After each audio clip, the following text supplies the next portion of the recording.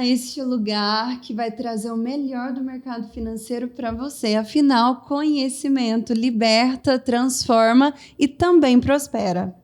E com certeza o mercado financeiro ele vai muito além do que você imagina. Eu sou a Tamires Cândido. Eu sou a Daniela Santana e hoje nós estamos com um convidado super especial. Fique até o final para saber se deu liga. Olha, Dani, eu acredito que tem muito para dar liga, porque o nosso convidado de hoje é muito especial. Tem muito conteúdo para compartilhar com a gente. Suspeito que um podcast somente, um episódio, não vai ser suficiente. Ele é geólogo, consultor, atuou em 30 anos em empresa de tecnologia, em assuntos associados à sustentabilidade, caracterização de materiais, gestão ambiental, geologia. Além disso, ainda estuda democracia e também escreve crônicas. Ele vai contar um pouquinho mais pra gente aqui sobre ele e sobre toda essa trajetória que tem aí muito para agregar conosco, né? Seja muito bem-vindo, Bruno. É um prazer te receber aqui. E olha, como boa mineira que sou, você há de concordar comigo que a receptividade mineira começa pelo cafezinho, boa, certo? Boa. Então, olha, enquanto eu como um café, me conta um pouquinho. Eu vi aqui alguns detalhes seu que era gago. Eu não consigo imaginar você hoje, né, cronista, que tinha Me conta um pouquinho sobre isso. Eu sou gaúcho de Porto Alegre e tive uma infância realmente muito contemplativa, muito observadora, né? E era gago, sim. Até que ganhei um sorteio da Prefeitura de Porto Alegre para participar de 3 anos pintando com guache em tamanhos de folhas diferentes, né? Até métrica, né? O que me fez transformar, né? Então foi algo muito bonito, assim, essa transformação, eu me libertando de algumas coisas, expressando, né? Uma pena que eu não tenho mais esses desenhos.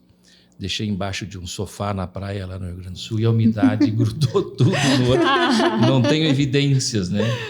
Mas mais recentemente tenho feito alguma coisa em termos de artes plásticas. Meu pai era violinista profissional, olha, fundador de orquestra sinfônica, e era uma pessoa muito amável, assim, por onde ele andava na cidade, a cidade parava para recebê-lo, que é difícil até caminhar com ele no centro, e começava a se encontrar com pessoas, parecia um zangarelho. Sabe o que é zangarelho? Aquela peça de pesca que você joga, ela fica presa nas rochas, né? Olha, E quando eu ia no centro, eu ficava perplexo, porque eu não conseguia caminhar. Ele tinha uma rede muito importante, né? Ele era muito simpático com as pessoas e conversava de maneira fortuita com todos. Eu acho que essa é uma coisa que eu aprendi com ele. E já minha mãe, quando ia me dar algum conselho, por outro lado, ela dizia assim, olha, Budi, meu apelido, tudo que você faz é bem feito. Na verdade, ela dizia assim, te vira, meu, e faça direitinho. Com muito carinho, muita delicadeza. Ou seja, ela não te dava a resposta pronta, ela fazia você encontrar a resposta. E ela mora em Porto Alegre, tem 94 anos. Olha! E até hoje ela diz a mesma coisa, né? Isso foi importante para sua construção, porque hoje a gente vê que você tem várias camadas aí, e hoje começou ali, né, escolheu geologia como a primeira formação, mas hoje como cronista, estuda democracia. Quando ela te instigou a você mesmo encontrar as respostas, você acha que foi importante? Claro que foi. Essa é uma oportunidade que todos deveriam ter, né? Essa liberdade, assim, já no seio da família, é algo fundamental. E ser bem quisto ao chegar, quer dizer, tendo planejamento familiar, nascendo de parto natural, acho que tudo também ajuda, né? Uma família onde eu tenho 2 irmãs, uma já falecida, mas são pessoas muito queridas e estou indo lá de novo, até para o lançamento desse livro de crônicas. Olha. Vai ser agora, na primeira quinzena de novembro. Olha, a gente faz questão de prestigiar, né? Com certeza. E, inclusive, você citou liberdade. A gente vai falar bastante sobre liberdade hoje, né? Até introduzindo o tema desse nosso podcast, desse episódio, é sobre o diagrama de Bara, que é algo que você vem estudando, que vai conectar mesmo, vai dar liga, né, como nós, vários assuntos com aí, todos né? os assuntos que nós iremos trazer. Você quer iniciar começando a Sim, falar acho sobre... que é o ideal. Esse diagrama ele vai perpassar todos os nossos diálogos, com certeza. E foi por isso que eu os escolhi, né? Até puxando um pouquinho, né, da sua infância, que você vem contando, e hoje você estuda sobre democracia, você conseguir trazer para a gente alguns links, porque você falou assim que veio de uma jornada, ali, de uma criação muito contemplativa. Então, com certeza, isso contribuiu para o Bruno, para a pessoa que você é hoje, sem contar e incluindo, né, também toda a sua jornada corporativa, que é muito extensa e relevante, que a gente tem acompanhado aqui. Gostaria que você contasse para a gente um pouco mais. Muito bom. Eu sou geólogo de formação, mas também estudei artes, né? Meu pai queria que eu tocasse violino, mas eu fui salvo pelos vizinhos. Por quê? Você fala. Eles reclamaram, né? Eu tive que parar. Eu morava em São Paulo e tive que parar. Olha, na verdade, não é um música. instrumento simples, né? Não, com certeza. E gosto muito de ouvir, aprecio muito música, né? Mas veja, sobre o diagrama de Bara, eu poderia mostrá-los a vocês para apresentar alguma coisa?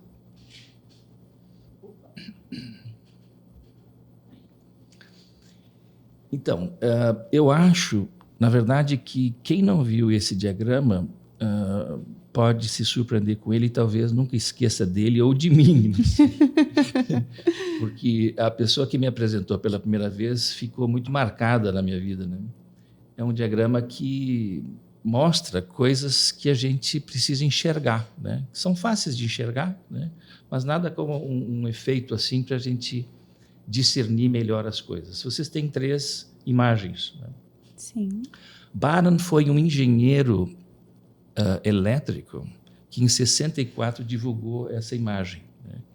E essa imagem representa muita coisa. Havia uma susceptibilidade no governo americano com relação a informações, com relação à energia nuclear. Era a Guerra Fria, né?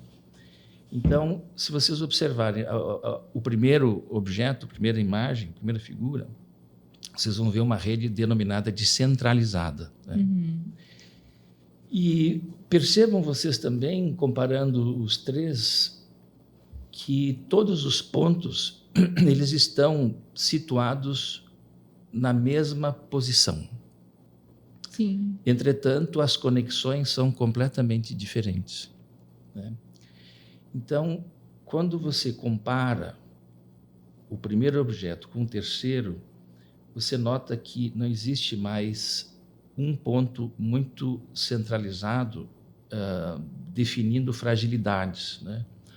Uma primeira imagem de fortaleza, mas uma imagem fragilizada. Hoje, quando a gente pensa em sustentabilidade, nós não pensamos em rede centralizada, nós pensamos em rede distribuída. Porque se um nó da rede distribuída for neutralizado, você tem condições de manter a sistemática sem um dano maior ao fluxo e às conexões presentes. Entendam os pontos não só como pessoas, como sistema de informação, como estrutura física, como estrutura de tecnologia, como dados de informática, como usinas, eventualmente, de energia, né, de infraestrutura, né?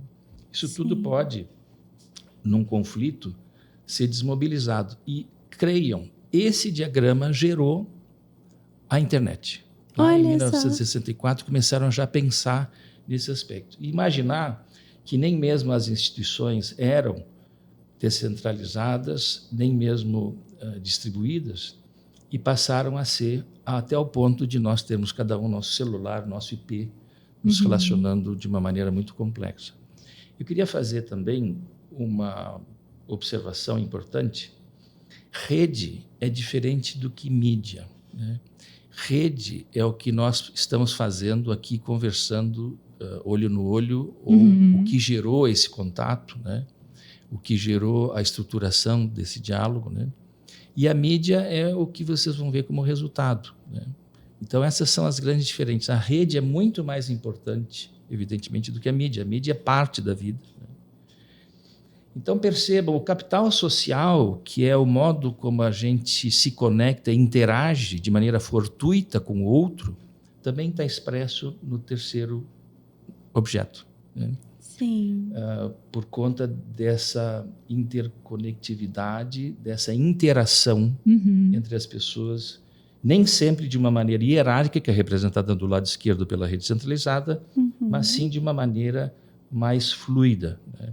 Esse é o capital social, então, a confiança que se tem nas pessoas, tratando essa comunidade não dentro do espectro hierárquico, sacerdotal, familiar, patriarcal. Né? Então, esses são os grandes aspectos que eu acho que a gente deveria citar sobre esse diagrama como base da nossa discussão. Evidentemente que o que a gente vai discutir, democracia, tem mais a ver com o lado direito do que com o esquerdo. O lado esquerdo, a rede centralizada, e a rede descentralizada teriam a ver, então, com as autocracias presentes no mundo, né? E que são surtidas e variadas. Hoje o mundo está em um avanço da autocratização. Até mais ou menos a queda do Muro de Berlim, né, havia um processo contínuo que se interrompeu. Né? Então, a parte de democracia teve um respiro por 10 anos, até surgir o ataque às Torres Gêmeas, né? Em 2001. Aí começou o processo, a terceira onda de autocratização, que continua até hoje. Hoje, 70% dos países, né, da população, vamos chamar assim, do número de pessoas do mundo, são servas, são súditas de um líder, né? Ou numa democracia, uma autocracia fechada ou numa autocracia liberal. O que eu quero comentar é que a democracia hoje está perdendo terreno, e é isso que a gente gostaria de recuperar, discutindo algumas coisas relevantes. Claro. E é até bom você trazer, assim, porque às vezes a gente pensa que democracia também se limita só a regime político em cargos políticos, né? Inclusive hoje, que é o dia que nós estamos postando esse podcast, nós estamos presenciando as eleições nos Estados Unidos, né? Os resultados das eleições dos Estados Unidos, que é uma democracia, que a gente vai entender aqui as nuances disso durante esse podcast, que as pessoas pegam como referência, né, mundial hoje, mas que se a gente for mesmo a fundo, pelo que você trouxe ali do diagrama de Bara, a democracia, então, essa conectividade, ela é também interpessoal, desde as micro-relações até as macro-relações, no caso, e isso é antagonal ao patriarcado, por exemplo? Deixa eu voltar um pouquinho. O mundo não foi sempre patriarcal. Uma antropóloga descobriu um fóssil de um fêmur humano que tinha sido calcificado, tinha sido soldado pela natureza, né? pelo processo de metabolismo do homem, numa posição extremamente correta. Né? E ela começou a perguntar e a dialogar com as pessoas o que poderia ter gerado aquilo. Porque quando uma pessoa, na era ou na época dos animais maiores, daqueles animais, daquela megafauna, né, há cerca de 15 mil anos, se uma pessoa quebrasse uma perna sozinha, ela iria morrer. Né? Algum animal ia pegar toda ela. Toda questão de sobrevivência. Então, alguém ajudou essa pessoa. Né? E isso, pasmem, foi, não sei se de maneira forçada ou não, interpretado como um capital social já pré-existente antes do patriarcado. O patriarcado, por outro lado, ele passa a existir no momento que o homem deixa de ser nômade. Né? Quando é que ele deixa de ser nômade? Com cerca de 7 mil anos, aproximadamente, na Mesopotâmia, né? Naquelas terras férteis do Tigre e Eufrates, né? Escoando seus materiais rumo ali ao Golfo Pérsico, que na época não tinha tanta água quanto tem hoje. Sim. Na época o nível do mar era bem rebaixado, e essas populações ocupavam esse interior do que hoje chamamos de Golfo Pérsico no chamado lugar fértil, né? Tem um lugar mais emerso dentro daquela região toda, que era o local fértil onde os humanos viviam. Sim. Viviam e plantavam, né? E depois isso tudo seguiu para o Nilo, mas as estruturas familiares, sacerdotais, militares surgiram com a propriedade privada a partir desse momento. Bruno, até para a gente trazer todo mundo para a mesma página, você citou sobre capital social desde a época ali, 15 mil anos atrás, o fóssil, né, que foi encontrado. Fala para a gente um pouquinho mais o que seria esse capital social, para a gente conseguir trazer essa clareza aí para o nosso ouvinte. Capital social seria o modo como você se relaciona com um ser humano, no sentido do conforto da relação, né? Do aprimoramento, do diálogo, né? Esse exemplo que foi dado pela antropóloga eu acho bastante saudável, porque foi uma compaixão, né? Foi uma cooperação. Se as pessoas estivessem ali competindo, deixariam uma outra e ir embora, né? Sim. Mas muito provavelmente uma pegou uma tala, uma madeira, alguma coisa, uma corda, um bambu, seja lá o que for, e amarrou essa perna para ela cicatrizar do jeito que foi cicatrizada, né? Então, quanto maior o capital social de uma sociedade, maior a cooperação entre as pessoas e mais saudável essa relação. Perfeito. E é isso que a gente encontra nas democracias mais evoluídas. Existem 3 institutos mundialmente que fazem a classificação anual desses regimes políticos, né? Um deles é o Videm, na Suécia, Sim. na Universidade de Gotemburgo. Outro é Freedom House, nos Estados Unidos, em Washington. E também a Intelligence Unit, no Reino Unido, em Londres, que fazem essas avaliações. E essas avaliações não são feitas de Ao agora. acaso, né, também. São feitas já há um bom tempo, né? Então a gente precisa dar um crédito, né, a elas. E a gente nota que nas democracias liberais, quer dizer, as mais evoluídas, o Brasil não é uma democracia liberal, infelizmente, é uma democracia eleitoral, ela tem muito a avançar, né? Eu espero que em 30 anos, enquanto eu estiver vivo, a gente tenha uma melhoria a ponto de chegar nesse estágio, olhando de maneira bastante otimista, porque não é simples você gerar capital social, depende muito de cada um, né? Mas essas classificações são muito robustas, até acho que alguns países que estão em guerra não deveriam ser considerados, talvez esse seja um defeito das classificações, mas creio que também, considerando que a gente saiba que eles estão em guerra, a gente possa dar um desconto com relação a isso. O fato é que o mundo está se autocratizando e o capital social automaticamente está diminuindo. Quantas pessoas nós temos vivendo sobre um regime de democracia liberal no mundo hoje? Cerca de 1 bilhão, que dá 12% da população mundial, né? Somente. E quer dizer, essas pessoas não são súditas, não são servas de ninguém. Quer dizer, elas tentam e conseguem controlar o governo. Vejam o filme Borgen, é uma série aí, que, se não me engano, está no streaming, né? Qual o nome para o pessoal aí Borgen, captar? Borgen. Se situa lá numa posição recente da vida moderna, na Dinamarca, né? Então lá você vai ver o papel da imprensa sendo desenvolvido by the book, como deve ser, o povo exigindo e controlando tanto um quanto o outro, o governo, né? E uma sociedade muito evoluída, né? Essa sociedade que eu, particularmente, e estou convidando vocês a participarem, a enxergar esses aspectos, de estudar um pouco mais esse defeituoso conceito que o mundo tem hoje de democracia.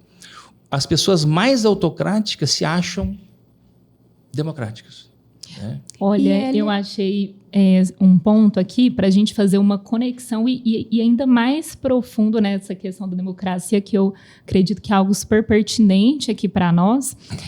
O capital social, quando você falou lá naquela época, há 15 mil anos, ele se iniciou quando teve essa questão do cooperativismo.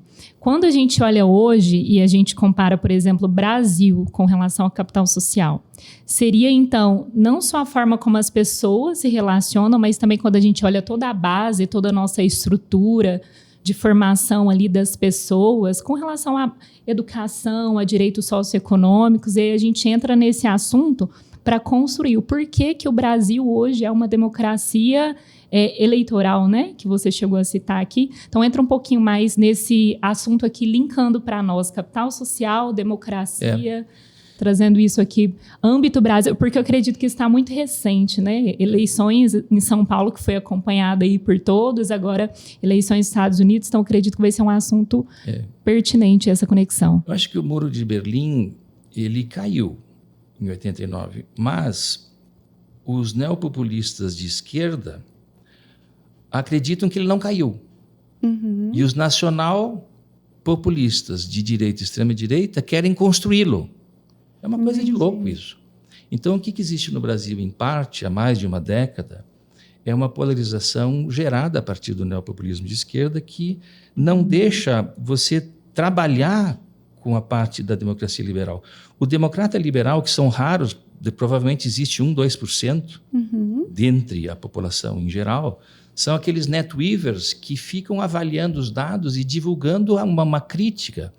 Hoje, por exemplo, o Brasil tem, Tamires, uma imprensa muito coagida, né, com o governo presente, né, que também tem um certo conluio lá com o Tribunal Federal, né.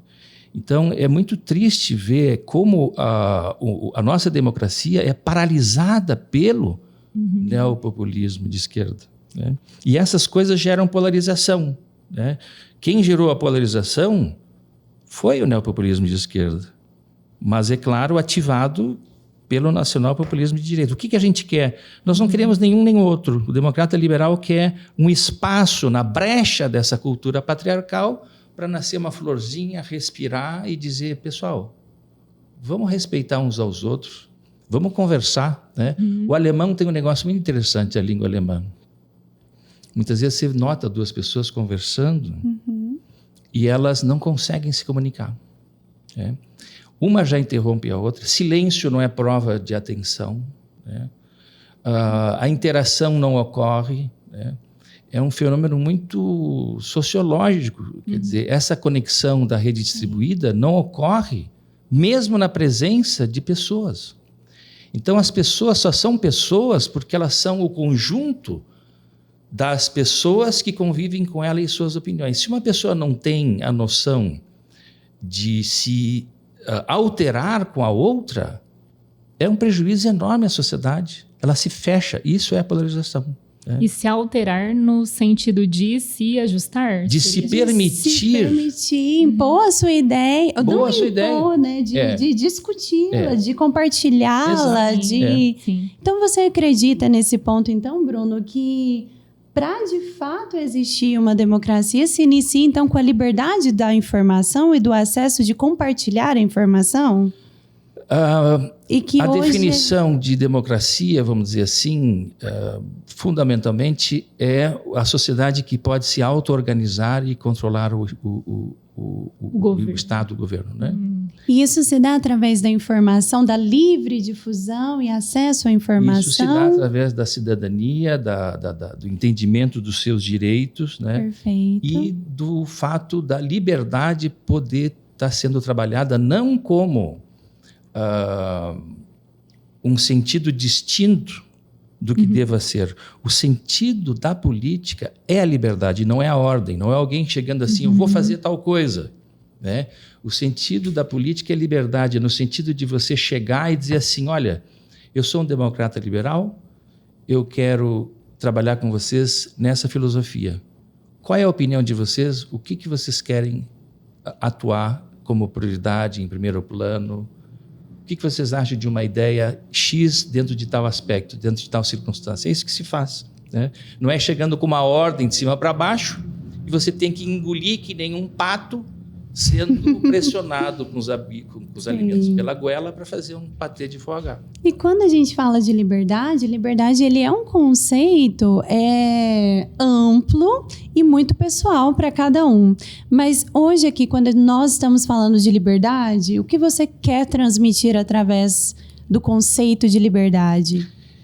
Como dizia Manuel de Barros, né? Liberdade é não ter rumo, né? Liberdade é fazer tudo aquilo que você não é obrigado a fazer. É lindo isso. Sim. Liberdade é você fazer tudo isso sem prejudicar ninguém. Que não adianta você sair com um carro bêbado na rua achando que é livre, se você está deixando alguém susceptível a ser morto. Sim. Né? Por exemplo, naquela época em que havia a Covid, as pessoas dizendo assim, eu não vou usar máscara porque eu sou livre. Pô, mas você tem um projeto consagrado, né, discutido em saúde pública mundial, e você não vai usar máscara, você pode estar prejudicando alguém, transmitindo vírus para ela e coisas desse tipo. É isso que eu queria transmitir. Quer dizer, liberdade é você poder ter autonomia de desenvolver coisas. Né? Eu estudava na UNB, na minha especialização, e na época havia um reitor, né, que desde o início da ditadura atuava. E entrou Cristóvão Buarque. Né? Hoje ele não é mais político, era senador, ele não ganhou a última eleição. Mas ele entrou para reitor e eu ajudei a ele ser reitor junto com várias ações. E uma coisa que me chamou muita atenção, eu até acho isso muito eloquente, eu tinha um projeto que era de unir instituições distintas dentro da UNB, o que era muito difícil. Né? E quando ele ganhou a eleição, eu fui na sala dele e disse assim, então, vamos tocar adiante esse processo? Ele disse assim, Bruno, isso era antes, agora isso aqui mudou. Você vai tocar, você não precisa mais de mim. Você tem agora a liberdade de poder fazer essas reuniões e tocar o que tiver ao teu alcance. Né? Saiba que isso está dentro do escopo do nosso trabalho. Né? Reunir pessoas, interagir. Né? Até que eu comecei a fazer isso tudo e não tive sucesso. E acreditem, fui conseguir fazer isso numa empresa privada. Né? Porque dentro da universidade... Não... A universidade é chamada universidade, mas é uma restricidade. Quer dizer, as pessoas não se conversam, os institutos não se tocam. Né? E é ali que começa a formação, né, do profissional. Então, é ali que tinha que iniciar esse diálogo, né? Então, você acha que isso já é um cerne da sociedade, ali que deveria ser mudado até para que a sociedade, então, evoluísse nesse diálogo de forma mais efetiva? Eu acho que as pessoas deveriam se descadastrar das suas ideologias e começar tudo de novo. Né? Eu acho que, se vocês quiserem entender bem esse conceito de liberdade e democracia, pensem sempre no sultão de Brunei. Ele está lá, né, dando 50, 70 mil dólares para cada um por ano, né, e cada um tem casa, comida e roupa lavada. Mas eu pergunto a cada um de vocês que estão ouvindo, vocês querem ter casa, comida e roupa lavada e não poderem ser livres? Eu acho isso fundamental entender, né? Porque tem 70% da população mundial hoje sem entender isso. E grande parte do grupo que vive nas democracias eleitorais, sem entenderem o que é democracia liberal, tem um conceito errado também. Né? Eu ouvi a minha vida inteira, assim, pelos meus pais, que a minha liberdade vai até onde a liberdade do outro se inicia. Isso é uma verdade? Você não pode prejudicar quem quer que seja. Agora, perceba, a liberdade, ela não é um muro, ela é um biombo de rodinha embaixo. Né? Quer dizer, você pode avançar um pouco e a pessoa pode empurrar o biombo para o teu lado também. Quer dizer, isso tudo é negociável. Né? Ninguém impõe essa dimensão. Né? Quando você vai namorar alguém, você só namora porque existe o consentimento. Sim. Né? Ninguém namora por estupro. Né? Então, essas coisas se dão muito bem também quando a gente fala em liberdade. Elas têm que ser consensuais, elas têm que ser discutidas num plano da humanidade. Está faltando humanidade. Aquele gráfico da direita, ou melhor, o objeto da direita que fala em rede distribuída, não é nada mais, nada menos do que a humanidade. E o mundo está sendo desumanizado gradativamente. É isso que eu insisto aqui em dizer para vocês. Abram lá os relatórios do Videm, da Freedom House, da Intelligence Unity, vão perceber que isso não é uma hipótese, isso é uma realidade empírica. Olha, você acabou de citar para nós, Bruno, sobre a humanidade, né? E uma das questões que me chama a atenção nos seus estudos, e eu sei que você discorda, é de Aristóteles, quando ele diz que o ser humano, ele já nasce um ser político. Então, quando você discorda nesse caso, é porque você diz que nós não nascemos com essa habilidade de nos comunicarmos e de forma natural sermos um ser democrático? Nós somos as circunstâncias, né?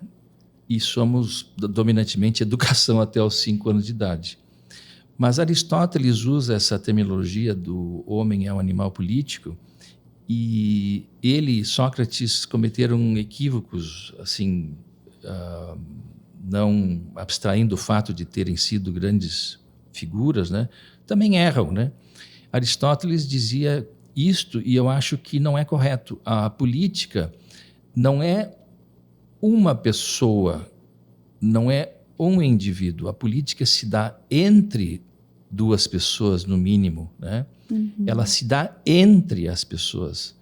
Então, ninguém pode ser político a rigor, né? Porque a política depende da conversação de 2 pessoas, de 2 pessoas trocando ideias e alterando seus pensamentos mutuamente.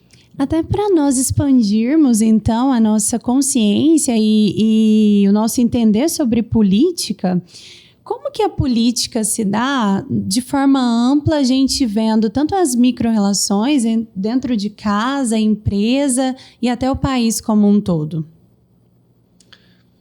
Ela se dá no dia a dia, né?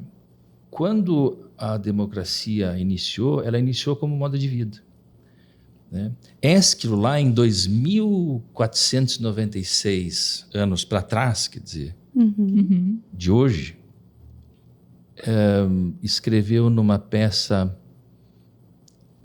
dizendo mais ou menos o seguinte. A peça era chamada Os Persas, se não estou enganado. Ela dizia assim: nós atenienses não somos súditos nem servos de ninguém. E acreditem, de lá até 1670 não temos outra evidência escrita, física, clara e inequívoca sobre a democracia no mundo. Foi quando Baruch de Spinoza disse, de uma maneira categórica, e sofreu muito por isso, que o sentido da política era a liberdade. Então, no século XVII, a democracia começa lá na Inglaterra e França, e no século XVIII, nos Estados Unidos. Alex de Tocqueville, um francês, fica muito impressionado ao escrever um livro, A Democracia na América, 1830, por aí, que ele percebe coisas associadas ao capital social na Pensilvânia, dominantemente, que o impressionaram tanto, né? E é um livro inteiro sobre isso. Ele descreve essas ações, como as pessoas se relacionavam bem no dia a dia, né? Deu um exemplo, inclusive, de 2 carruagens que se chocaram, ninguém chamou polícia, ninguém chamou advogado, né? O que aconteceu? As pessoas chamaram um que viu e, eu cubro isso aqui, você cobre aquilo ali, sem nenhuma discussão mais forte, resolveram esse processo. Faz 5 anos, bateram atrás do meu carro, a pessoa que bateu estava bêbada, bateu atrás do meu carro, eu parei para alguém atravessar o sinal, entrei com advogado, entrei com seguro, entrei com tudo, perdi tudo. Olha. Porque a gente não tem capital social. Eu não tinha como discutir, a pessoa não tinha nem carteira de motorista, né? E perdi. Pode Você isso, ainda quer dizer, recorreu, né? Por exato. isso que a gente Exato. Então, tem toda uma o estrutura. que eu percebo é que a gente retrocede no tempo. O tempo passa, mas a gente não evolui, a gente involui. Né? É muito triste isso. Conflitos serão sempre normais nas relações humanas. A grande diferença entre democracia liberal, entre o democrata e o autocrata, a grande diferença é o modo como você resolve um conflito. Então, existe o conflito, não há problema. É típico da natureza humana, imperfeita, suja, errática. Mas a grande chave é você resolver esse problema de uma maneira pacífica e não guerreira. Se você resolver esse problema de uma maneira guerreira, você parte para o lado ruim dessa história, que a gente tenta evitar. Respondi a tua pergunta, eu creio que é mais ou menos isso que eu gostaria de demonstrar. E até linkando aqui com o que nós vemos no movimento hoje do mundo, a gente vê um movimento muito tendencioso à polarização. Então, hoje, quando a gente vê nos Estados Unidos, existe uma polarização evidente entre até mesmo estados de um mesmo país. Então, olhando para um país que é democrático hoje, que é uma referência não só de política, mas econômica para grande parte do mundo hoje, essa polarização ela é incentivada até. Então, como que você vê isso, essa tendência? Você vê como um ciclo da autocratização e da democracia ou de outra forma? É um ciclo da autocratização e a América perdeu muito com isso nos últimos anos, né? Queiram saber minha opinião, o Trump é um autocrata, né? Vocês percebam o modo como ele se coliga com outros países, né? Eu acho que o modo como você enxerga um governo é o modo como ele tem a sua relação externa. Né? Vejam o Brasil com o nosso presidente, infelizmente, apoiando as coisas que acontecem na Venezuela, né? Passando pano na briga que ele considera existente entre Rússia e Ucrânia, quando na verdade a Ucrânia foi invadida, né, deliberadamente por um país, quer dizer, está completamente errado isso. Apoiando terroristas, quando a única coisa que você objetivamente sabe que você não pode fazer é alguém prejudicar uma pessoa civil, né?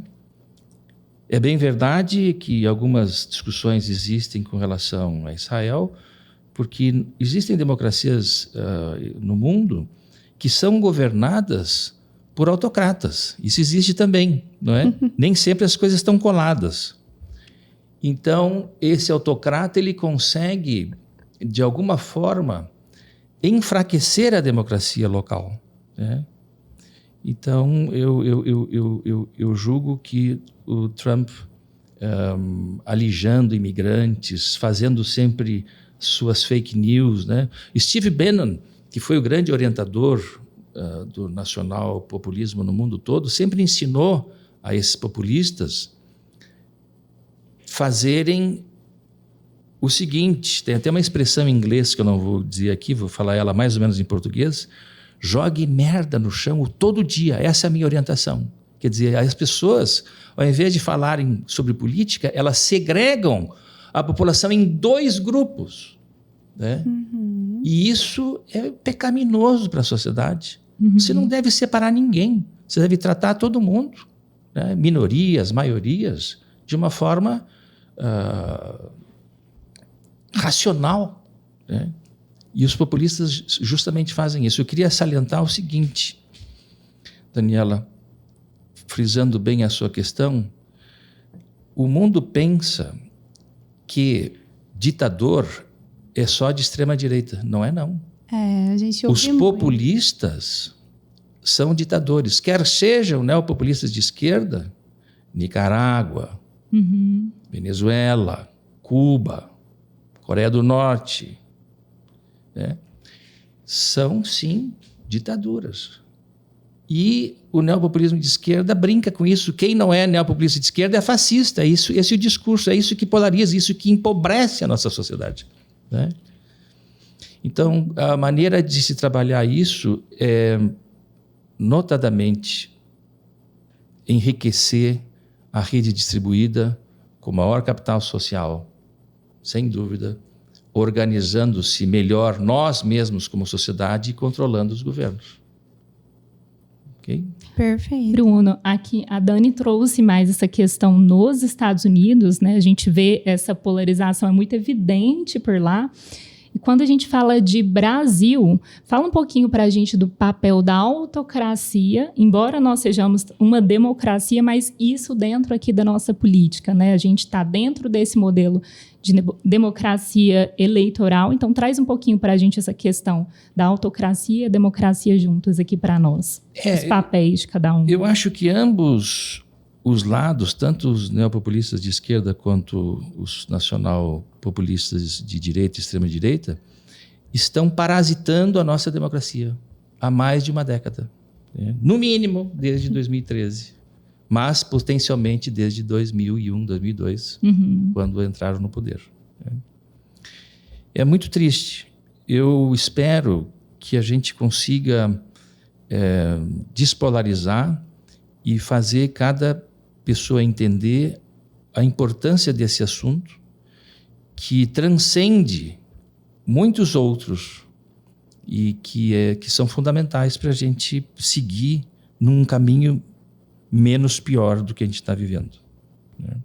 E quando você fala sobre democracia liberal, linka com o conceito de economia liberal? Porque, às vezes, isso pode gerar um certo conflito, né? Porque as pessoas Achar que é a mesma coisa, ou que em uma democracia liberal, necessariamente a economia também é liberal. Qual que é o seu ponto de vista quanto a isso? Normalmente são, mas não tem nada a ver uma coisa com a outra. O neoliberalismo é uma doutrina. E o democrata liberal não pensa em doutrinas, não pensa em seguir um senhor e não quer guerra. Exato. Fundamentalmente é isso. Mas, partindo do pressuposto em que há uma rede descentralizada e todos estão pensando ali em realmente cooperar e crescer a economia distribuída, a economia flui, né? Claro que de flui. forma... Então, muitas pessoas dizem assim, eu sou contra a corrupção. Eu vi um cara em Ribeirão Preto, um candidato a vereador recentemente, numa praça. A mulher dele estava me distribuindo o santinho. Meu marido é contra a corrupção. Eu fiquei quieto, eu também sou. Mas isso não é pauta.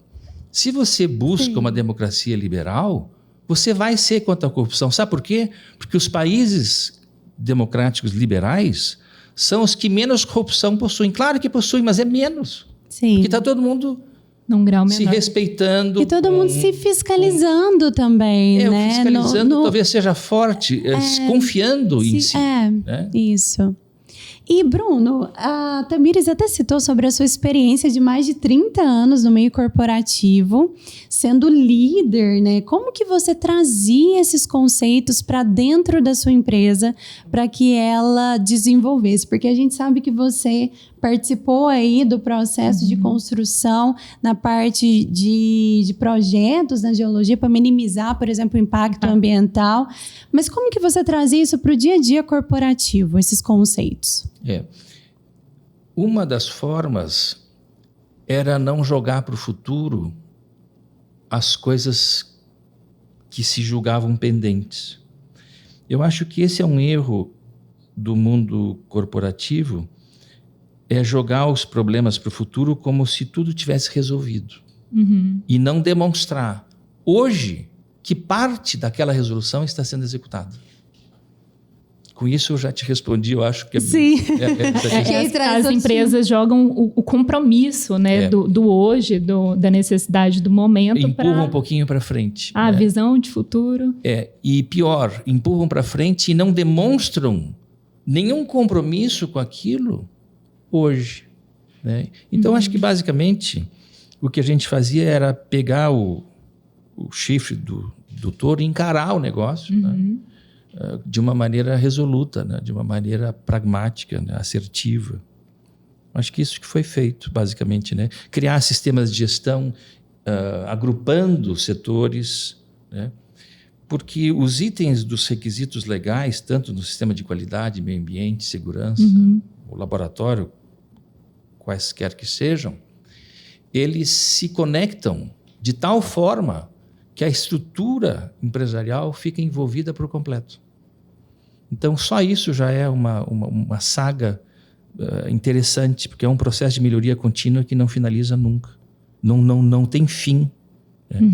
É não segmentar os setores, então, é fazer com que eles estejam todos juntos. Todos juntos, trabalhando num só sentido. Eu acho que essa rede que a gente fala distribuída representa também numa instituição o modo como você convive com as partes interessadas. Não é só dialogando, é fazendo elas perceberem você de uma maneira integrada. Né?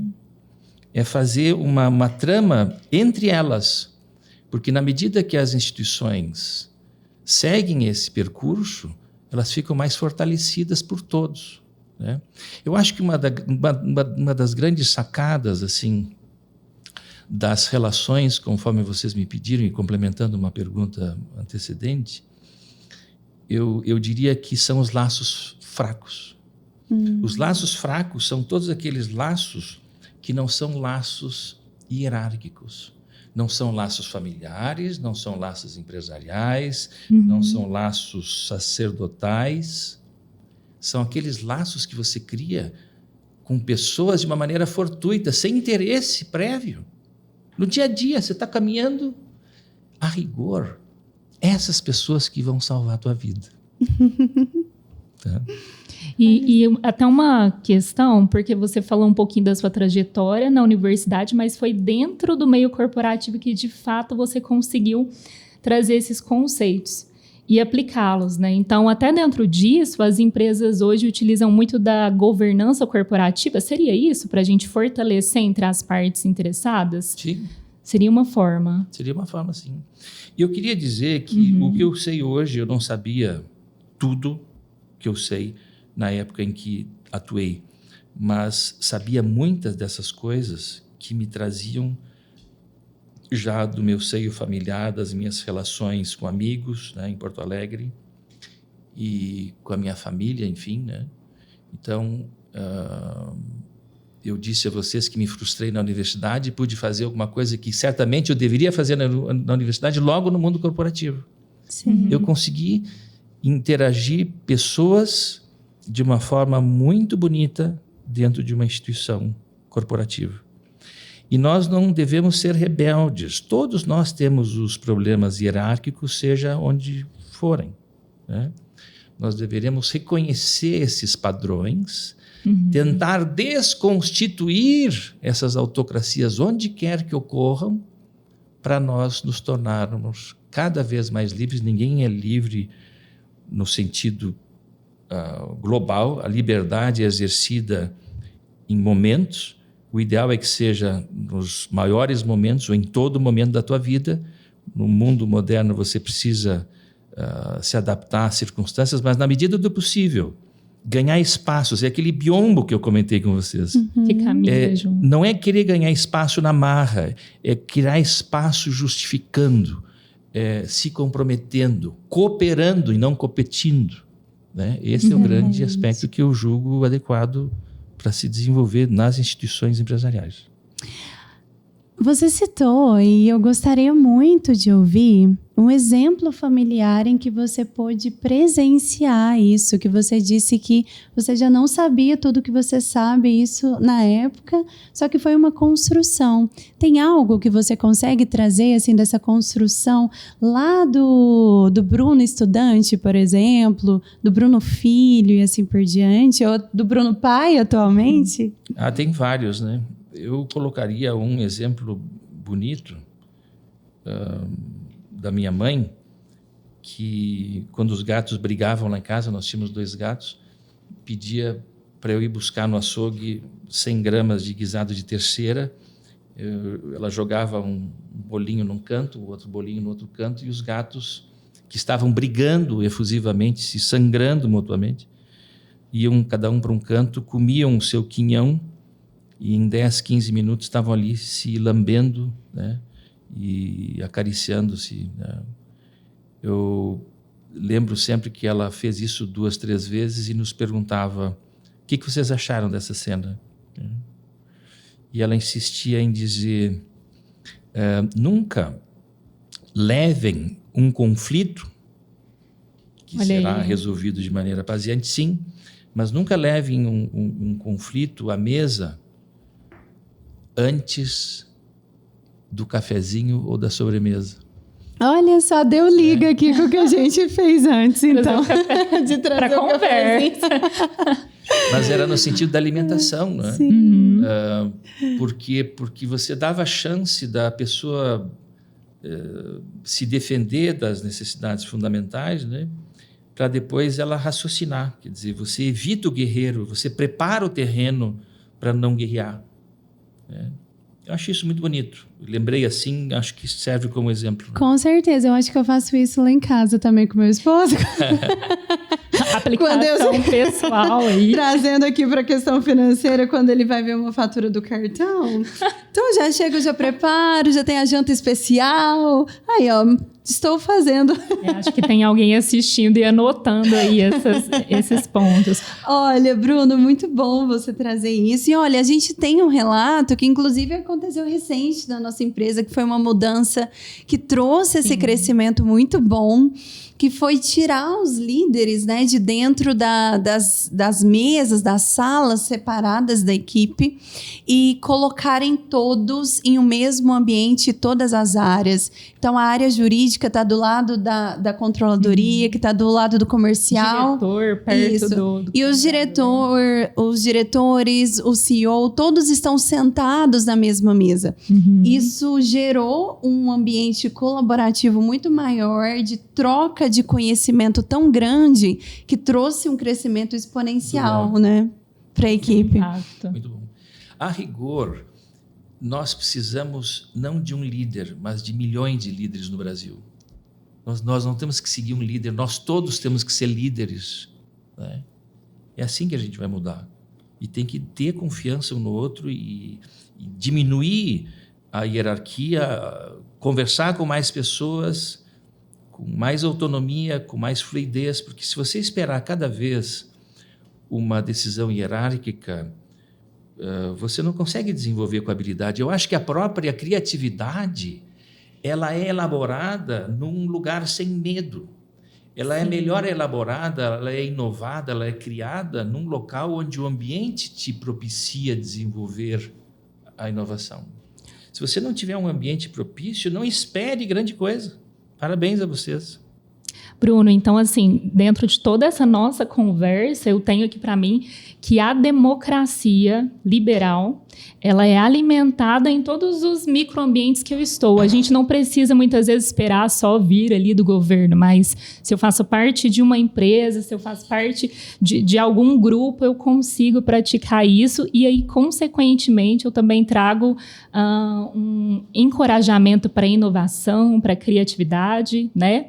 E eu quero até que você comente sobre uma frase que a gente falou aí de bastidores, que não se muda o ambiente enquanto não se muda as pessoas. Olha, muitas pessoas me perguntam sobre mudanças climáticas, né? Sim. As mudanças climáticas, elas sempre existiram, né? Aqui, Uberaba, onde nós estamos, há 400 milhões de anos, esse local estava no Polo Sul, com um acréscimo de 1.000, 2.000 metros de gelo em cima. Quer dizer, é óbvio que as mudanças climáticas ocorrem através dos ciclos geológicos, das eras, dos efeitos naturais existentes, os fenômenos naturais existentes. Nem dá para acreditar com esse calor que a gente está sentindo. 40 graus. Que aqui era gelo. Agora, as mudanças climáticas também são geradas por emissões de gás de efeito estufa. Entretanto, existem vários fenômenos que a gente precisa colimar, que estão presentes e que já são verdades. Eu gostaria de descrever a vocês um fenômeno que foi descoberto agora na segunda quinzena de julho, e foi publicado numa revista de geofísica, entre Nova Zelândia e a Austrália, perceberam um novo El Niño, né? Quer dizer, um novo efeito que poderia repercutir nas mudanças climáticas do hemisfério sul. Isso demonstra que a gente não sabe muita coisa, a gente sabe algumas coisas, né? Agora, definitivamente, nós temos que reconhecer que os biomas brasileiros, eles interagem de uma maneira efetiva uns com relações aos outros, né? Se o Sudeste não enxergar que a Amazônia precisa ficar protegida com suas árvores, nós não teremos mais os chamados rios voadores que foram caracterizados por Enéas Salati, um engenheiro agrônomo da Escola de Piracicaba, falecido há 2 anos, né? Quer dizer, as águas que eram evapotranspiradas do subsolo amazônico e que migravam para a cordilheira, e essas águas caem aqui, em cima do Sudeste, em cima da região da Serra da Canastra, enfim, e são dirigidas para o São Francisco, para o Araguaia, para o Paraná. Disso tudo depende a energia elétrica renovável do Brasil, né? E depende do consumo de água que nós temos. Então, são vários fatores relacionados a mudanças climáticas que nós, brasileiros, precisamos entender que precisamos proteger a Amazônia, que temos que fazer com que a água fique presa no Cerrado brasileiro, de que forma? Não restringindo as matas ciliares, né? Fazendo curvas de nível, né? Para não erodir o solo e não levar esses materiais até as barragens de rejeito, os reservatórios, melhor dizendo, de água limpa, que poderiam ficar entulhados e reduzir o ciclo de vida útil da energia elétrica do Brasil, que é de sistema renovável. O que eu quero dizer com isso tudo? Nós desconhecemos muitas coisas a respeito das mudanças climáticas. As mudanças climáticas são derivadas dos efeitos naturais dos ciclos geológicos, né? Dos ciclos de clima. Mas o ser humano interfere também. Onde nós podemos atuar? A gente já sabe. Proteger a Amazônia, gerar lá as curvas de nível, não desmatar, etc, etc. Mas eu diria, fundamentalmente, com relação à tua pergunta, Tamires, nós não mudaremos tudo isso se não mudarmos o ser humano. Porque o ser humano é aquele ser que só ele vai mudar a circunstância. E ele precisa se valorizar, ele precisa entender a sua fragilidade para proteger o meio ambiente. Então, eu respondo a você dessa forma. Nós temos muitas coisas conhecidas, outras a conhecer. Né? O clima aqui no planeta Terra é susceptível a efeitos externos, né? Tem uma teoria que diz assim, você consegue até entender a relação entre 2 partículas, mas quando uma terceira entra em cena, você se perde. Imagina esses bilhões de planetas e galáxias e sistemas solares interagindo entre si, influenciando o clima na Terra. Explosões solares, oscilações, né? Giros de planetas, né? Órbitas distintas, impactos, etc. Então, quando você está dentro de um avião e percebe a aeromoça dizer assim, coloque a máscara de oxigênio primeiro em você e não na criança ou no idoso, isso tem uma forma de ser, isso tem uma razão de ser. Então, quando o nosso clima é trabalhado, quando a política é trabalhada, se nós não mexermos no ser humano, o ser humano, nesse caso, é você que põe o respirador no seu nariz, na sua boca, para dar condição do meio ambiente e da política se desenvolver. Se você não tiver a capacidade de entender esses conceitos, olha, dificilmente nós vamos sair de circunstâncias que a gente vive hoje tão dramáticas, tanto de clima quanto de política internacional, com seus países autocráticos crescendo em número, etc, etc. Bruno, até nos valendo aqui, né, de todo o seu conhecimento e experiência na construção de barragens, atuando para minimizar o impacto ambiental mesmo dessas estruturas, esse ano nós tivemos, né, tanto esse ano quanto nos últimos anos, alguns episódios que gerou um certo temor na sociedade. O que você pode nos dizer a respeito disso? Se não estou enganado, no ano de 2015, 2016, tivemos problemas gravíssimos, né, com barragem no Brasil, mas eu queria salientar que as barragens, a depender do seu tamanho e dos rejeitos dispostos, tem o seu ciclo de vida, né? E tem umas que são longas. E se não foram feitas com a melhor tecnologia, agora, desde então, na verdade, os rigores da lei, dos requisitos legais, são muito maiores, estão alterados, né? As auditorias, o tipo de monitoramento, né? Isso faz, inclusive, com que muitas instituições repensem o modo como estão dispondo os resíduos e reavaliem, sob o ponto de vista da melhor técnica mundialmente existente, para investir nisso, porque não é gastar. Quando você faz uma barragem, você investe, né? Sim. Porque o material que você deposita lá dentro, ele é potencialmente retrabalhado, né? E se as pessoas não tiverem a noção disso, podem se perder um pouco na economia futura, né? Então, eu fundamentalmente respondo assim: haverão muito menos, julgo que possam sim ocorrer, né? Mas o que foi implementado no país depois disso, com uma surra, inclusive tomada por auditores externos alemães, né? Sim.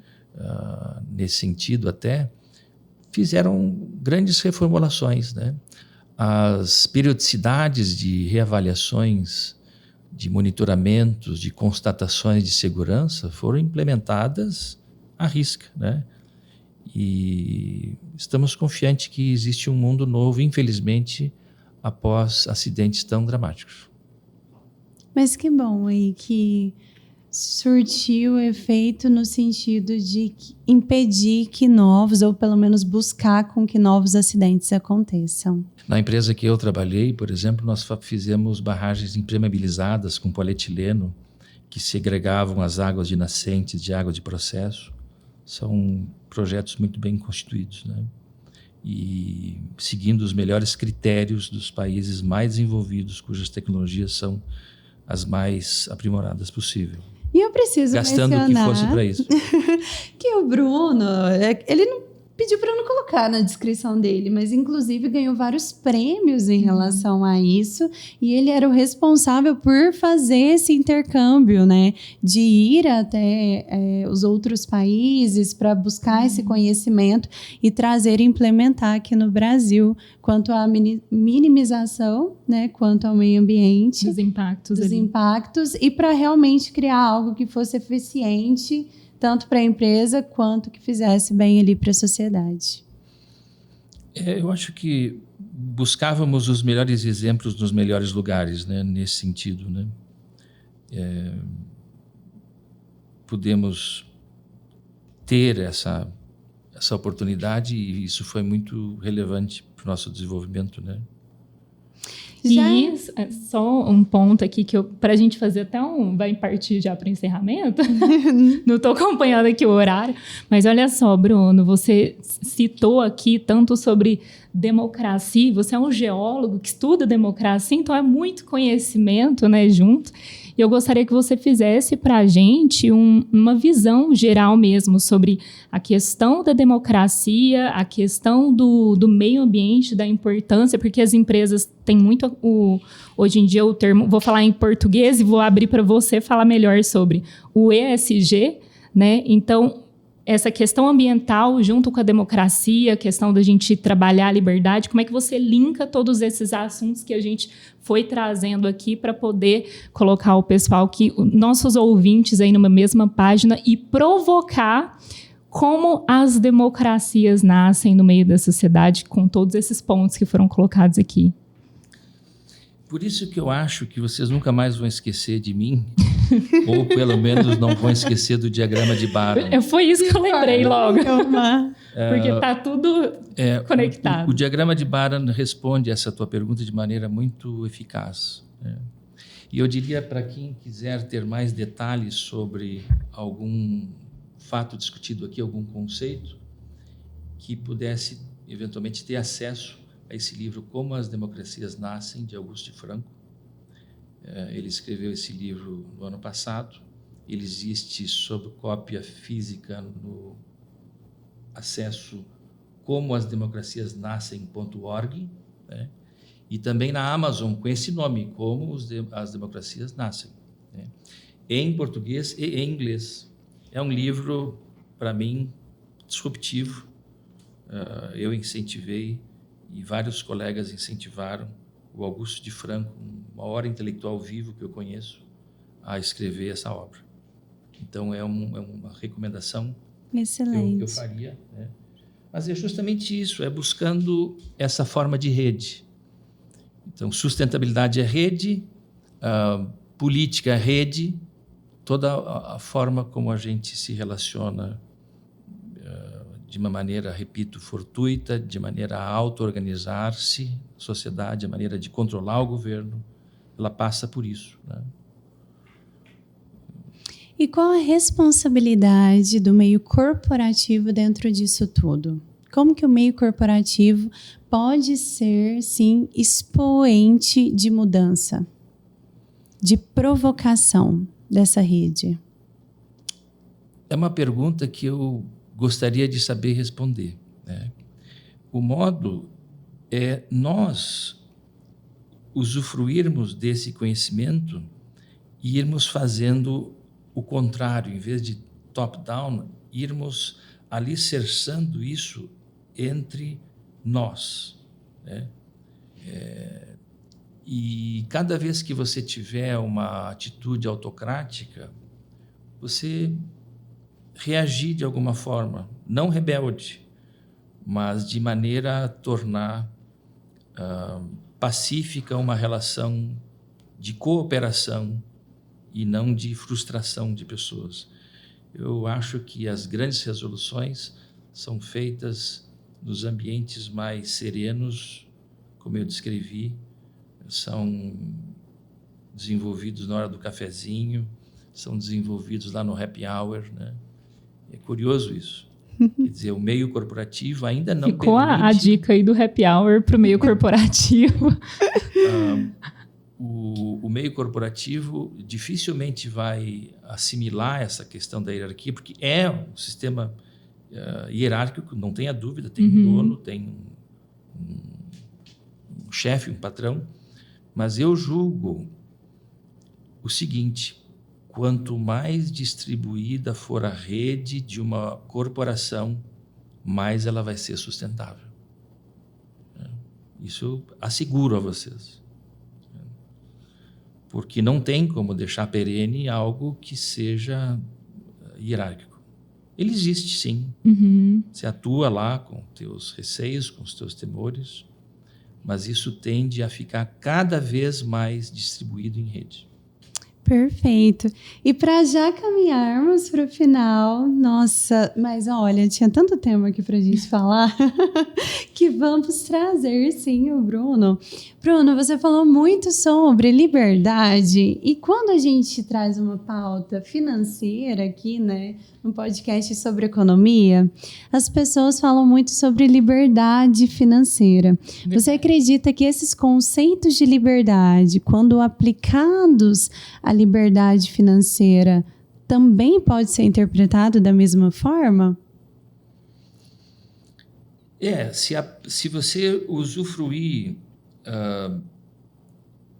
do sistema de rede distribuída, até mesmo na hora de você aplicar, você vai evitar jogar todos os teus recursos numa cesta de ovos só, como a gente fala na rede centralizada. Você vai fazer as coisas de maneira mais... Essa teoria, ela se aplica a tudo, né? Aplica tudo. A tudo. A gente vai estruturar, exatamente. Faça uma carteira diversificada, entenda o que significa o IPCA, porque o reflexo do IPCA é diferente na vida de cada um, né? O IPCA é feito por uma classe que é menos remunerada, né? Então, a depender do teu caso, você pode fazer uma estimativa se isso equivale a 2% IPCA+, ou 3%, ou 4%, ou 5%, ou 6%. Né? Eu tenho objetivos sempre em fazer aplicações. Eu, até o momento de sair da empresa em que atuei, não conhecia tanto dessa sistemática, aprendi praticamente depois, a gente não tinha tempo para aplicar o pouco que tinha, né? E acho até que é mais difícil manter o pouco que se tem do que fazer o dinheiro que se fez. Né? Por que você diz assim? Porque se você calcula que a tua vida, para manter o que você tem, é IPCA mais 6, você dificilmente consegue ter esse IPCA mais 6, sabe? Entendi. No mercado. Mas fazer o dinheiro que é o trabalhar, se consegue. Se consegue, né? Mas eu pergunto, você mantém o dinheiro que tinha praticamente. Né?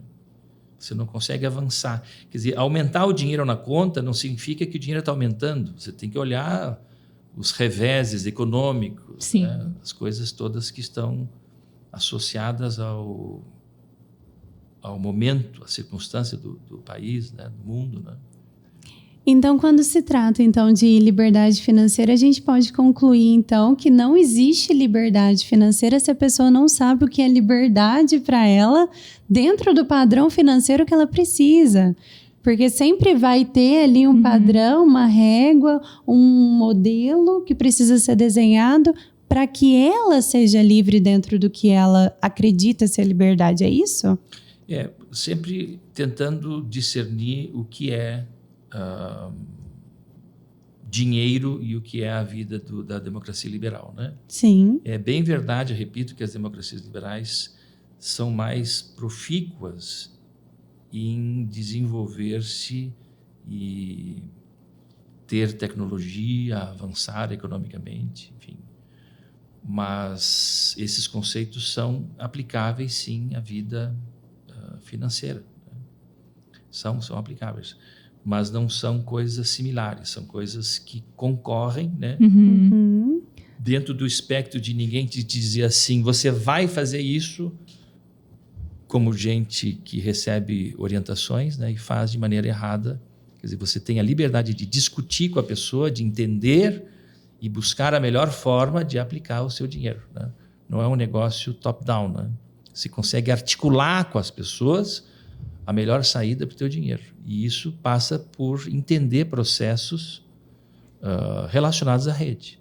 Eu acho, por exemplo, que a pobreza, a rigor, ela é uma falta de rede. Faz sentido, né? Por Porque tem muito a ver com a questão do nível do capital social.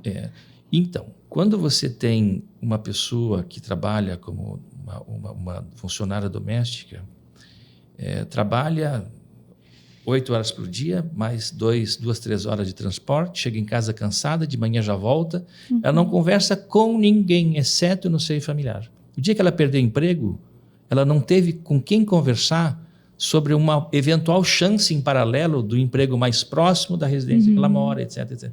Então, a rede, é isso que eu estou querendo enfatizar.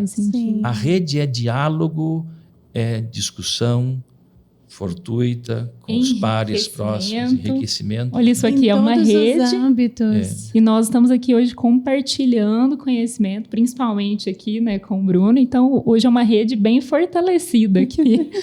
Com certeza. Inclusive, tivemos acesso ao Bruno através dessa rede, né, que nos conectou, que deu essa liga aqui para que nós estivéssemos juntos. O Deu Liga tem tudo a ver com rede ali, pelo que eu vi, já gera pontos de conexões. Não, então calma. Então a gente não falou só sobre questão política, a gente falou sobre ou questão ambiental, a gente falou sobre algo que precisa ser cultivado para criar-se um ambiente que traga prosperidade em todos os sentidos mesmo, né? Prosperidade que eu falo da evolução humana, desse diálogo, mas também financeiro através da conexão.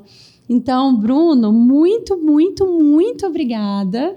E agora, nesses últimos minutos que nós temos, nós gostaríamos que você deixasse uma mensagem final mesmo para quem está nos ouvindo, para que essa pessoa Eu sei que é difícil compilar tudo que nós falamos aqui, mas como que a pessoa pode, a partir de hoje, após ouvir esse episódio, começar a buscar uma liberdade maior, a se posicionar de forma democrática, a ser livre? Como que você exercer a democracia e mitigar a autocracia do nosso meio, né? Aí você corta para aquela câmera ali. E fale para os nossos ouvintes. Mas então, como melhorar o mundo? Existem tantas coisas, né? Tantas sugestões. Eu não seria capaz de enumerá-las, né? Mas se você observar que elas são tão surtidas e variadas, tão múltiplas, existe uma recomendação que eu daria que encampa, que, como se diz, abraça ou põe embaixo de um guarda-chuva todas elas, que é perceber melhor o que é o significado da democracia, porque ninguém está reconhecendo a real dimensão disso na sua vida, né? A maneira de viver de cada um pode ser influenciada positivamente e só isso vai fazer com que a gente melhore meio ambiente, vai fazer com que a gente melhore a nossa sociedade como um todo, né? E as expectativas em geral que a gente possa ter sobre a vida aqui na Terra, né? E, por falar nisso, ao fazer isso, você está se valorizando como ser humano. É uma maneira de nós humanizarmos uma humanidade que se desumaniza gradualmente. É isso que eu gostaria de transmitir a vocês. Uau! Não teria forma melhor de finalizar, né? E é realmente algo que a gente traz como valor, né, de tratativa, tanto que nós comentamos, né, amiga, muito umas com as outras, que os nossos clientes não podem ser números na tela. Eles são pessoas, além do valor aplicado, do valor investido. Famílias. Que tem uma história e que tudo aquilo dali, todo aquele recurso é para sanar as necessidades de uma família, de uma pessoa, para que a vida possa ser muito melhor, para que ele possa aproveitar o tempo aqui. Então, trazer isso para as nossas relações nos torna mais humanos, profissionais melhores e, mais do que isso, traz sentido, porque no final, sem isso, não tem sentido mesmo, sem essa conexão. O que... Nossa, ficou com gostinho de quero mais, né? Ficou. Queremos estender o cafezinho aqui. E a teoria de Baran, vamos levar para a vida, com certeza, fortalecendo relações, principalmente dentro da rede compartilhada. Distribuída. Compartilhando esse conhecimento. Vamos colocar a imagem aí. Inclusive, aproveite a oportunidade e distribua esse conteúdo, né? Indique para mais pessoas. Com certeza, quanto mais pessoas tiverem acesso, consequentemente, esse crescimento, você não retém em você. E conforme o Bruno trouxe aqui para nós, isso é muito importante. Bruno, você me dá licença de falar do livro aqui? Como as democracias nascem. Olha, fica a indicação, reforço a indicação do Bruno. E, Bruno, assim que tiver o seu lançamento das crônicas, por favor, tá bom? Porque assim, gente, eu já tive o privilégio de ler e são crônicas maravilhosas. Ele conta sobre como ele conheceu a esposa dele, de forma muito cômica e, ao mesmo tempo, muito romântica ao mesmo tempo. E sobre fatos do dia a dia da vida que às vezes a gente não para pensar, só que é importante. E a crônica evidenciou muito isso. Então, muito obrigada para você que esteve conosco até aqui. Se cadastre no link aqui para você receber um briefing sobre esse episódio. E também nós estamos fazendo um conteúdo bem bacana, né, para as pessoas que se inscreverem. Sim, gente, por favor, se inscrevam nesse link. A gente, além de compartilhar, né, tem aqui o material que foi disponibilizado aqui pelo Bruno, a gente também vai mandar um material exclusivo sobre mercado financeiro que a gente compartilha com nossos clientes e a gente vai disponibilizar para quem se inscrever aqui. Então é isso, ficamos nesse episódio e com certeza a gente pode finalizar falando que deu liga! Deu liga, né, Bruno? Deu liga, parabéns pela iniciativa. Obrigada. Muito obrigada pela sua presença e com certeza virá novamente. Vamos ter que fazer um segundo episódio para falar só sobre essas crônicas. Fiquei com curiosidade daqui. Já fica o convite estendido.